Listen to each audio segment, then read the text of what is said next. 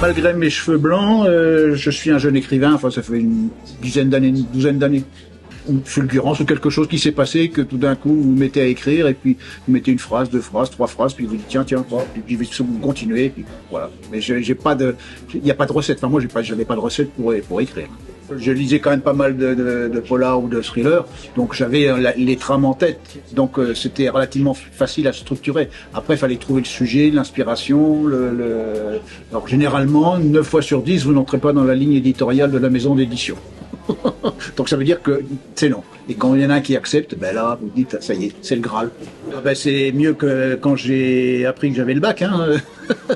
L'impression, j'ai grandi de 15 cm ou de 20 cm, hein, puisque au moins c'était quelqu'un qui ne me connaissait pas qui avait reconnu, enfin en tous les cas, une certaine qualité, en tous les cas, à mon travail. Donc c'est pour ça que j'avais l'impression d'être... Dans ceux-là, c'est la série Périgord. J'ai fait une série Périgord qui se passe dans un village en Périgord avec un château, etc. C'est le même personnage qui revient dans des histoires différentes. Un personnage récurrent, d'accord? Dans un château, je précise quand même, et un village qui n'existe pas. Il ne faut pas avoir d'histoire, soit avec les propriétaires de château, soit avec un village. Et puis après, donc je me servais un petit peu des histoires locales. Bon là, je suis parti par exemple de l'histoire des réfugiés alsaciens, donc j'ai tiré le fil de cette histoire-là. Bon, donc, mais comme je voulais pas prendre un fait ancien pour le remettre au goût du jour, parce que donc je suis parti sur des choses un peu plus classiques dans le thriller ou le polar. Il y a un mort, il y a une enquête, etc.